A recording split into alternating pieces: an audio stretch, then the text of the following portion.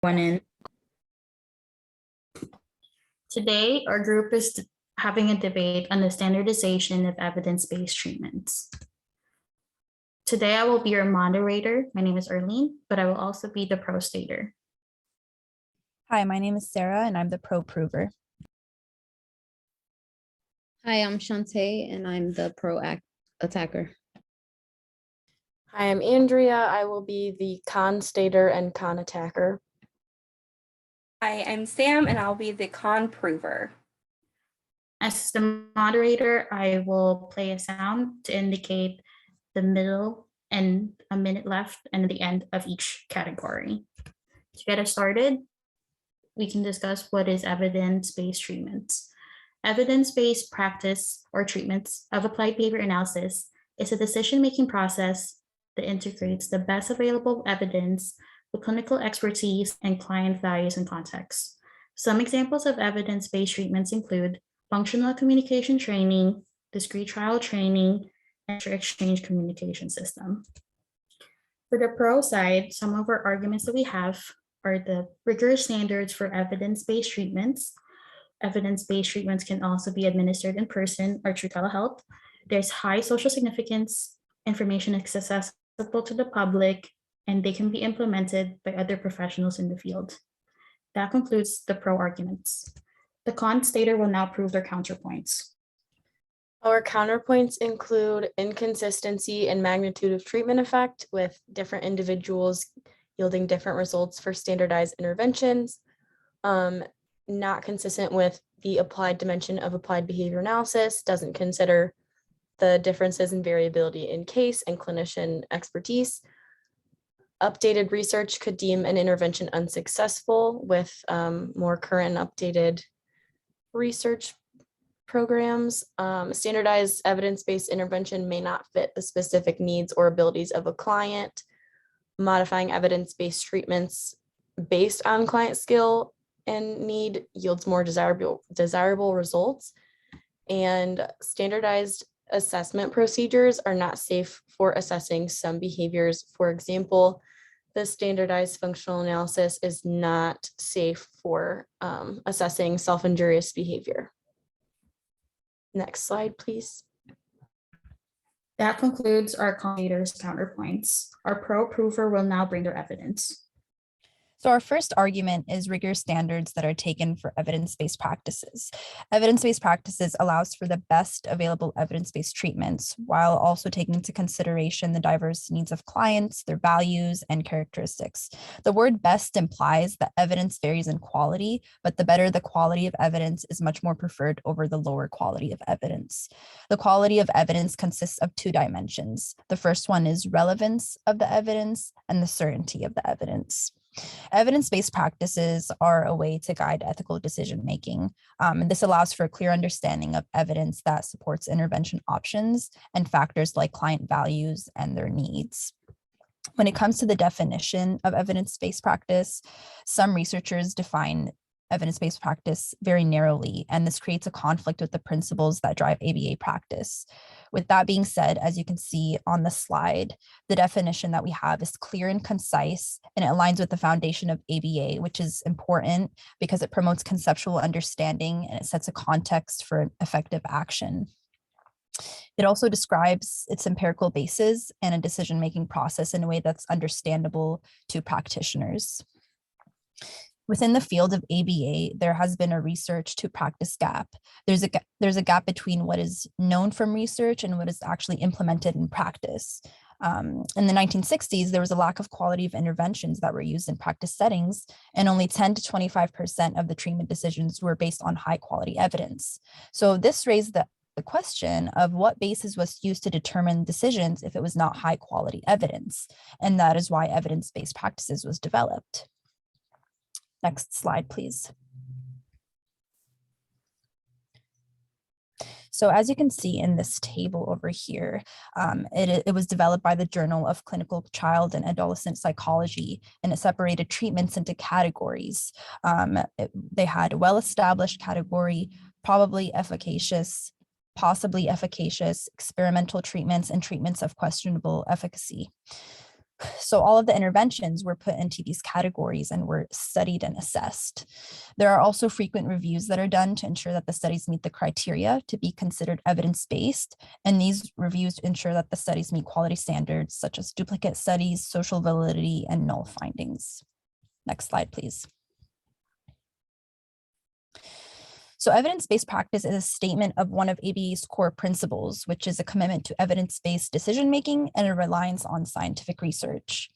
In aligning ABA and evidence-based practices, it allows for practitioners to work more effectively within broader social systems. And as you can see in the ethical codes 2.01 and 2.13, it states the importance of providing effective treatments and relying on scientific research and practice. Next slide, please. Another argument was that evidence-based practices can be administered in person or through telehealth. So generally, there has been a shortage of qualified professionals that are required to provide ABA services, especially due to the pandemic. So that means that we have to find alternative and innovative ways to deliver evidence-based services.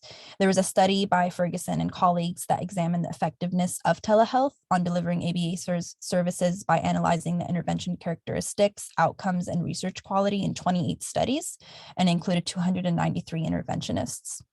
The results showed that 100% of the 28 studies demonstrated an increase in intervention implementation fidelity, and that demonstrates that telehealth can be an effective platform to implement interventions that target imitation skills, child behaviors, measuring procedural fidelity via task analysis and assessments.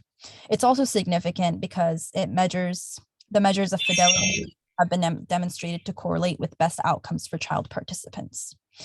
It also suggests that telehealth was effective for parent training, which is also an evidence-based practice by increasing parent knowledge and implementation skills. So not only is telehealth an effective platform for fidelity, parent training, and implementation of evidence-based treatments, but it also reduces the costs of interventions by half. Next slide, please. The next argument is high social significance. A study by McPhillamy and colleagues looked at the evidence of social validity for home-based ABA programs and its significance between parental understanding and demand for evidence-based interventions. The results indicated that parents found evidence-based treatments to have a positive impact on their child by improving communication, social skills, and overall quality of life. They also discussed the positive outcomes of educational principles in school by collaboration with teachers and accommodations within the classroom. The parents also discussed the improvement of family life with the skills they learned to deal with problem behaviors outside of therapy. And they pointed out the adaptability and inclusion of evidence-based practices because of the ability to adjust and tailor interventions based off of the needs of their child. They also pointed out how integrating the skills allowed for them to build meaningful relationships and focusing on their child's strengths. Next slide, please. The next argument is information is accessible to the public. Information about evidence-based practices can be easily accessed by the general public through a module called Affirm. It's a web-based platform that provides support for practitioners and the public for evidence-based practices. It includes basic information about practices, instructions for implementation of interventions, tools for assessing fidelity, and instruments for collecting data on student progress. Users reported that they found Affirm useful, relevant, and of high quality. Looking at the statistics as of December 3rd, 2018, Affirm had 64,000 registered users, over 64,000, ranging from the United States and internationally in countries like Canada, Australia, and the United Kingdom. And users included special education professionals, university students, paraeducators, and family members. Next slide, please.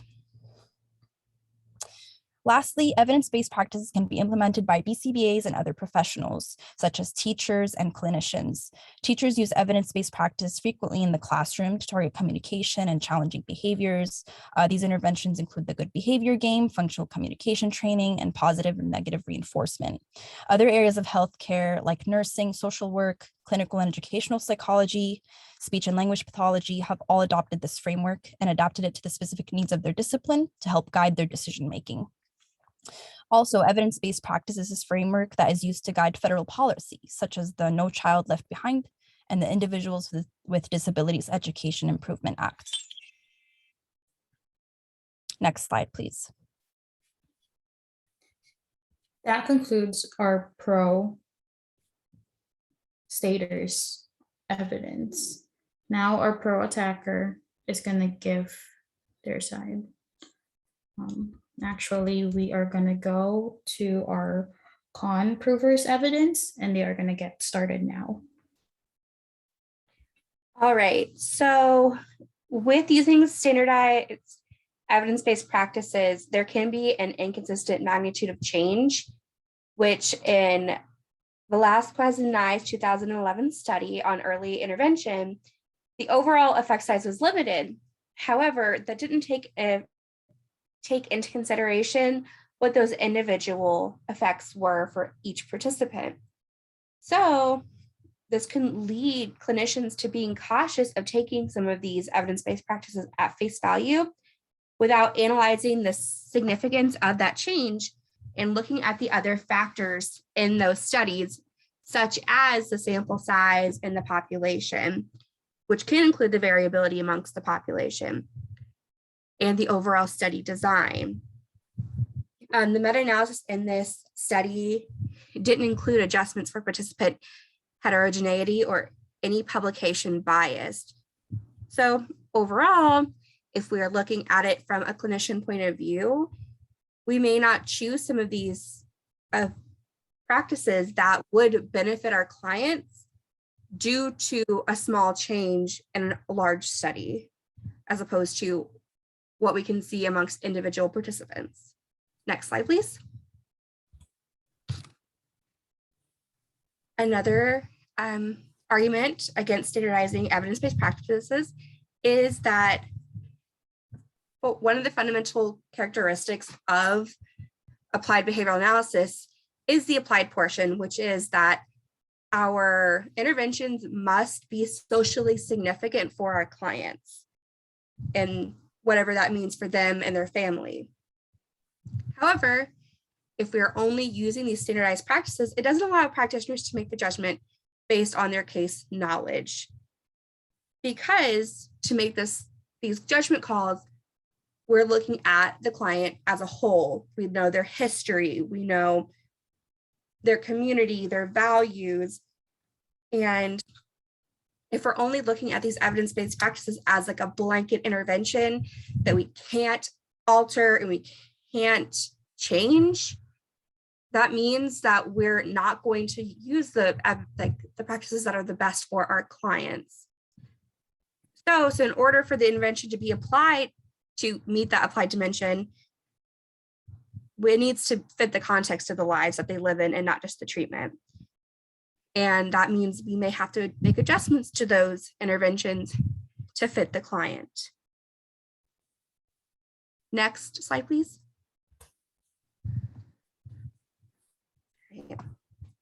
Additionally, ABA is still a relatively new field, and much of the evidence is still, evidence and research are still coming out. So things that could have been evidence-based in the past, now we're looking at, and it doesn't stand the test of time.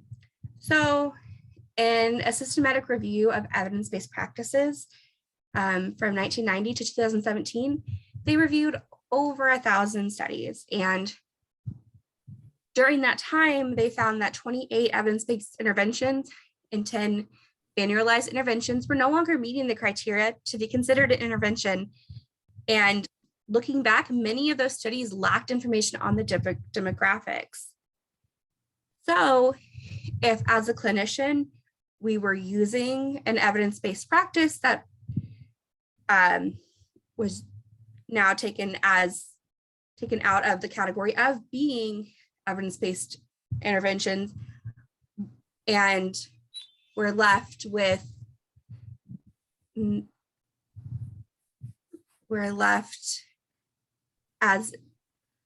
intervention in place at this point. If we can't customize them for our clients, then we have to go back to square one, and that starts to sway our data, because we could look at multiple interventions as a possibility of why some of our behavior changes are happening.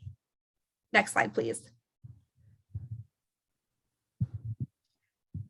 All right, and we need to modify interventions the individual's success. Mentioned above, one of the core foundations of ABA is that it has to be applied, thus socially significant for an individual. So when we're looking at different interventions or studies, such as looking at functional analysis, for example, we need to possibly change those. Slatton and Hanley looked at altering functional analyses, which resulted in more accurate functions of the behavior being determined. And this study has been replicated, and it has, in 94% of those studies, it has been successfully replicated. So if we're only using what is already there and the standard by the book practice, we're not going to be able to alter these and get those more successful results. And with these more successful results, we're also able to create more successful interventions for our clients. Next slide, please. And our last point for our con side against evidence-based practices, the standardization of them, not using evidence-based practices in general, but just making them a clear one-size-fits-all, is that safety and dignity should be our priority above all else as clinicians. So some of the things that we look at are like functional analyses are the gold standard of determining the functional and maladaptive behavior. However, these aren't always the safest options, particularly in behaviors such as self-injury and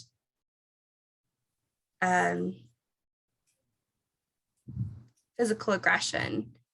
So if we can alter the functional analysis to still determine what we are looking for, however, we are not eliciting some of these really unsafe behaviors, which is also unethical to elicit a behavior that could potentially harm our clients, that would be more successful than just using a blanket intervention.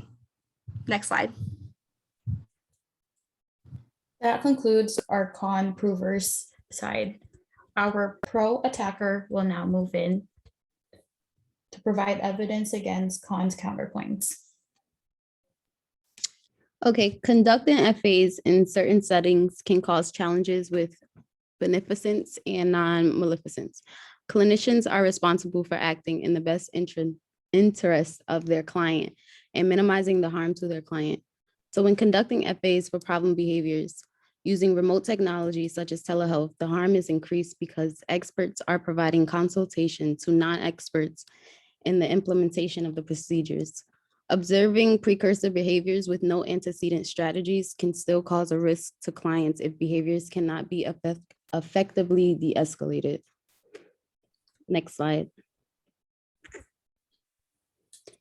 According to Velasquez and Nye 2011, cons argue that the effects of early intervention was shown across a larger portion of the participants in the meta-analysis conducted for the study, but there was inconsistencies in the magnitude of treatment effects. Downs and Black's checklist was properly utilized to take into account the inconsistencies of the magnitude of treatment effects. In addition, the research indicates that the intervention group showed significant favor by reviewing the weighted mean difference. Next slide.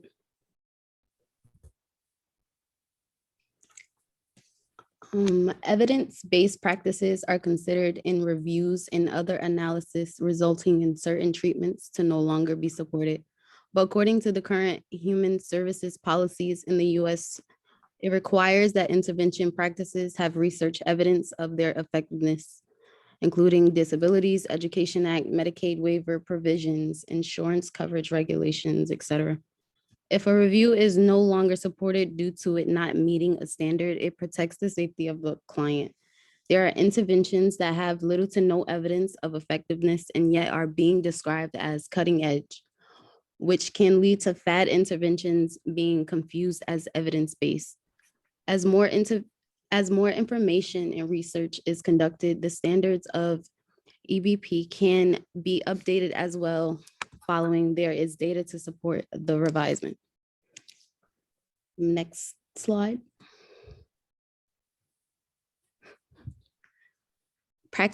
Practitioners can match EBPs specifically with the learning goals for autistic children and youth by assembling multiple EBPs that meet criteria to address multiple learning needs. Practitioners are able to build and establish strong programs that may have different theoretical bases, but also have demonstrated efficiency.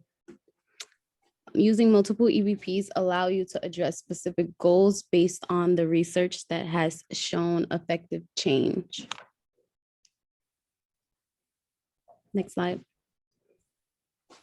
That ends our pro attackers view. Our con attacker will now move in to provide evidence against the pros points. Okay, to argue the rigorous standards before intervention, interventions can be considered evidence-based. This is a thorough and lengthy process to be deemed evidence-based treatment. So it means that the behavior analysts are going to be left waiting for interventions. It's a spectrum, so all clients experience different combinations of symptoms related to autism spectrum disorder.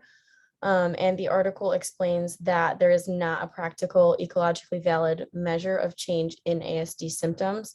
So therefore, it is difficult to determine if the interventions are successful among larger groups of people. And then some things that we have to consider when we are using evidence-based treatments is the intervention socially significant to the individual, tying in that applied dimension?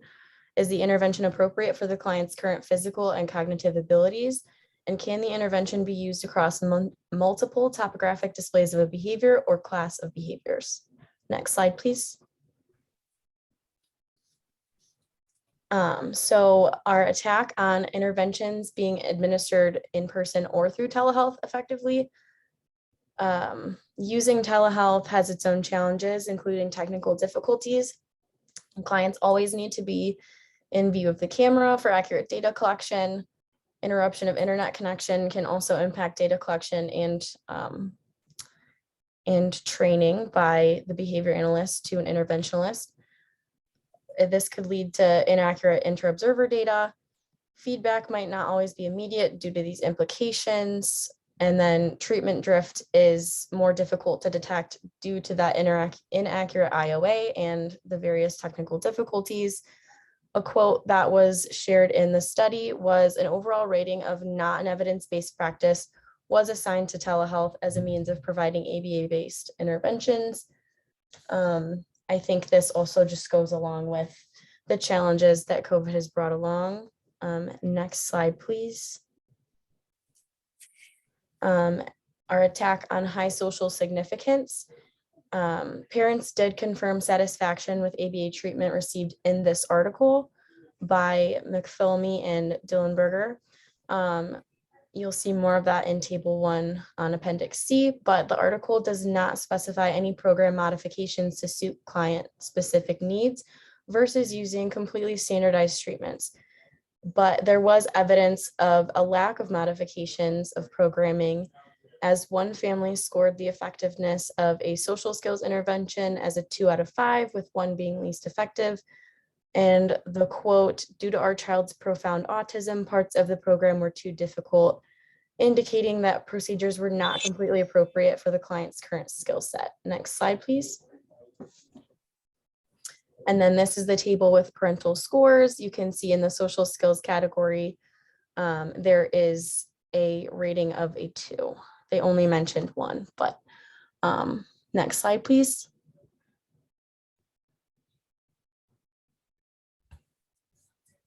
For information about evidence-based practices being easily accessible to the general public through modules such as Affirm, we have to remember the ethical responsibility of the behavior analyst, and you'll see more of this in Appendix D. But the BCBA is ethically responsible for describing behavior interventions and making sure they're practicing within their scope of competence and their scope of practice. So individuals using a firm are not all behavior analysts. You'll also see this in Appendix E. Without proper observation by a behavior analyst, this risks improper implementation, treatment drift, program fidelity is put at risk. And then a quote from the article says, a firm introduces and provides basic procedural information about each evidence-based practice, but additional support through coaching and feedback may be necessary to prove or to move the practice into sustained use with fidelity in programs. So that further proves that observation is necessary. Next slide, please. As I stated, these are the ethical codes dealing with scope of practice and ethical responsibility with explaining the interventions. Next slide, please. And then we have Appendix E showing the affirm user occupation. As you can see, they are either education professionals or family members or some type of other classroom aid. So none of which are behavior analysts. Next slide, please. And then our attack on that evidence-based treatments are not limited to BCBAs. Educators and other clinicians can use them. It's not limited to the BCBA, but the BCBA is ethically responsible for collaboration with colleagues. This includes training on implementation of the intervention, training on data collection, and then ongoing supervision of the intervention to ensure that it's being implemented correctly. The teachers in this study use checklists for the interventions rather than being observed.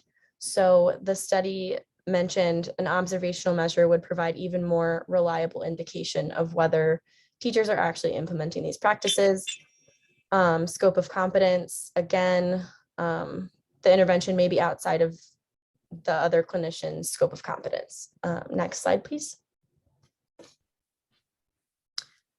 These are the same ethical codes we had, but scope of competence and collaborating with colleagues. So making sure that the client has the best treatment. Next slide, please. That concludes our con attackers side. Now, as the pro stater, I will conclude our statement.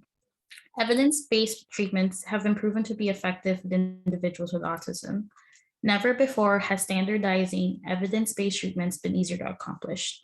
First of all, evidence-based practices and treatments are based on rigorous standards. This may mean that they are not flexible. However, data backing up these treatments mean that clients receive effective treatment. Telehealth in and of itself is not evidence-based. This method provides our accessible means of providing services to individuals.